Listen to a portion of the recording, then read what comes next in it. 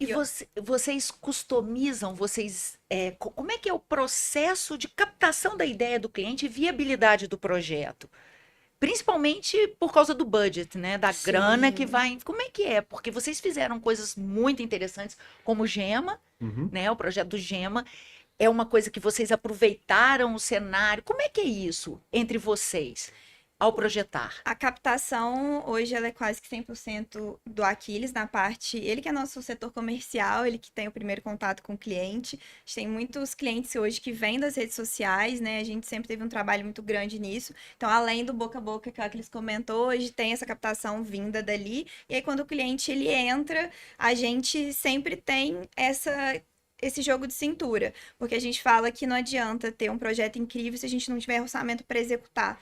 E a gente, para conseguir mostrar quem a gente é enquanto empresa, enquanto arquitetos, a gente precisa dessa combinação de fatores, que é orçamento, um cliente permissivo, né? E, obviamente, boas ideias para a gente executar um bom projeto.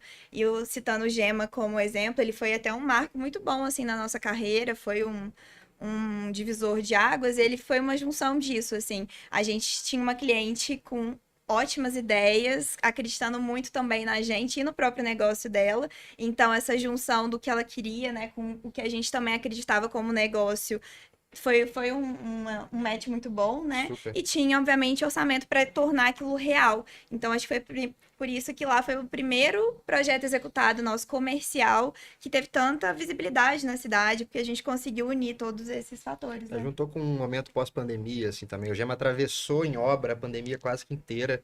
Então foi turbulento, inclusive para os proprietários, assim, foi super dolorido o processo, mas eu acho que ele nasceu também muito maduro já, sabe? Um negócio que, da nossa parte, da parte de todo mundo envolvido, estava muito claro o que podia vir a ser, sabe? Um desejo de ocupar o centro da cidade, né? O baixo centro, que teoricamente, até pouco tempo atrás, a gente não tinha motivo para ir, a não ser para, sei lá, Vocês mandar um lançaram moda, sapato. né? Depois veio o Agora um Madame Gevá Gerard, veio. né? É super legal esse movimento, né? A gente ficou muito feliz que estejam Pra tendo cidade isso é bom, né? Pô, é animal, cara. Eu acho E a incrível, assim. arquitetura do centro é linda, né? Gente, muito.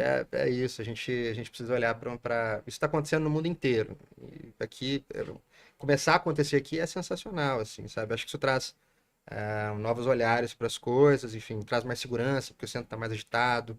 Porque até às 18, no centro de fora, depois das 18, aliás, não tem mais nada, teoricamente, em termos de movimento, né? De circulação de pessoas o tempo todo, como tem durante o dia, né? Então, você está agitando alguns pontos tão importantes da cidade, né? Com alguns bares e restaurantes, é super legal para que a Do coisa ponto toda de, aconteça. do ponto de Né? vista de você criativo e gastar menos, né? Esse lance de reocupar espaço, o prédio já tá existente, é interessante também, né? Quando eu vi o Gema, eu fiquei prestando atenção, eu não entendo nada, tá? Leigaça. Aliás, Manda eu tenho. ver, é assim que é bom. Aí eu fiquei vendo, cara, eles aproveitaram alguns detalhes da construção, e aí isso impacta em custo também, Com não? certeza. Então você Exige do consegue. criativo Exatamente, e pode reduzir no custo, né? exatamente. E aí eu Não, assim, a penso, gente tá falando entre Mariana. a gente, mas vocês têm que falar. Não, mas eu penso assim, por que você não conheceu eles antes? Ah, vem ela. Aí ele É ela. raiva, com arquiteto. Ai, meu Deus. Mas eu acho que é muito, tipo, é muito de vocação de projeto também. Eu acho que tem cliente e projeto tem uma relação assim, muito, muito íntima, né? No Gema, no caso, existia sim uma grana disponível que era possível, mas ao mesmo tempo a gente tinha que direcionar o investimento dos proprietários, ele no caso, com muita maestria. Porque, por exemplo, vou usar o exemplo do tampo do balcão, que é uma coisa que passa despercebida lá. Na época a gente estava ensaiando, porque é um bar com vocação para coquetelaria, né? Então essa coisa do balcão tá ali inserido, né? Com essa forma meio No ameboide. centro. O No balcão é um centro, protagonista ali do espaço, né? Você entra, você já vê, é a primeira então coisa que você vê. E na ele era época, importante, né? quando a gente começou a orçar o tampo desse balcão em mármore, na época eu não lembro se era um mármore ou se Era era em um. quartzo branco, porque tinha essa especificidade. A gente queria que ele fosse branco, não Caríssimo não isso. queria Um porque absurdo, queria, porque entendeu? fazia parte do conceito todo, os proprietários também queriam, e sem quartzo, que era um material resistente que Puta, cabia ali, tava ficando muito caro, não só pelo tamanho, mas é porque ele é um balcão curvo, né? Então você fazer esse Daria uns 10 corte pedaços, assim, uma coisa horrorosa é, de carregar, transtorno e tal. E aí a gente, puta, vamos pensar de que forma a gente consegue chegar nesse resultado estético, né, que a gente estava buscando, meio ameboide, assim, com menos dinheiro, assim. Daí eu lembrei que meu pai trabalhou com carros seminovos a vida inteira, então ele é um colecionador pacato, digamos assim, e ele tratava a fibra dos Pumas que ele tinha numa época atrás com fibra de vidro, que é uma superfície que faz prancha de surf, que faz, enfim, carroceria de carro, né, com Uhum. Que muita faz unha tranquilidade. das que mulheres, faz unha hoje, alongamento. né? É aquela mesma fibra que faz alongamento de unha. Resistente. Exato. Isso, ela também faz essa. Que aceita impacto, que aceita, enfim, a corrosão de alguma forma ali.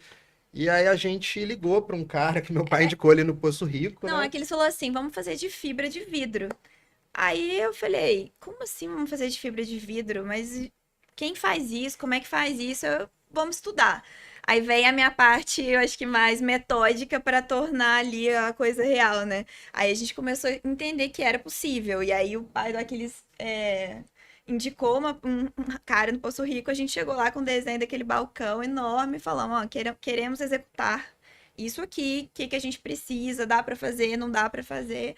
E o cara falou: não, dá para fazer, é assim, assim, assado, a gente precisa de uma base de MDF, o acabamento é assim, a gente estudou como funcionava, orçou e ficou em, assim, um 20, terço pelo amor, ficou muito mais, ficou tipo um décimo. do valor Uma coisa. Se do era granito. 40 mil, ficou 4 mil. Foi E uma coisa fez o assim. mesmo efeito Cara, estético. Mesmo perfeito. efeito, E, gente. teoricamente, E mais mais resistente resistente ainda. ainda, sabe? Então, a gente conseguiu. E o melhor, é um monolito, né? Não tem uma emenda. Não A tem gente emenda, conseguiu que a fazer. pedra teria emenda em tudo. Foi feito em loco, é um balcão específico. Se amanhã precisar de uma manutenção, você Não, lixa você e vai pinta ali como um ali, capô de sabe? carro, assim, Então a sabe? gente gosta muito de revisitar alguns materiais e Bacana.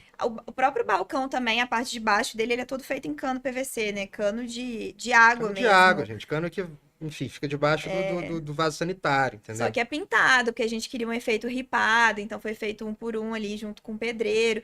E a gente gosta muito de utilizar. Tudo, hoje em dia tudo já existe, né, gente? Você fazer uma coisa diferente, hoje em dia é complicado porque tudo tá aí. Mas eu acho que a gente tem como mudar os arranjos ali dos materiais, das escolhas mesmo que a gente faz para tentar trazer um pouco do que a gente acredita e dar personalidade para os espaços. Ainda mais falando de espaço comercial, a gente não pode ter um espaço parecido com o outro, ele tem que ter a essência ali daquele espaço, né? Então, igual você falou, lá vocês mantiveram algumas coisas. A gente tinha pinturas muito bonitas lá no espaço, que não faziam sentido de serem mantidas como um todo, mas a gente queria contar aquela história. Então, a gente demoliu as paredes, né? Mas deixou um pedacinho das pinturas, então você consegue saber onde que era um quarto rosa, um quarto azul que tem lá nos cantinhos, né? A gente preservou as paredes todas de tijolinho, a gente descascou. Então, quando você entra lá, você vê que é um espaço novo, mas eu acho que você consegue sentir um pouquinho da atmosfera do que era antes. E a gente sempre tenta resgatar um pouco disso, né? Sim, A quando gente faz gosta muito sentido. de contar a história do espaço através de algo que já teve ali.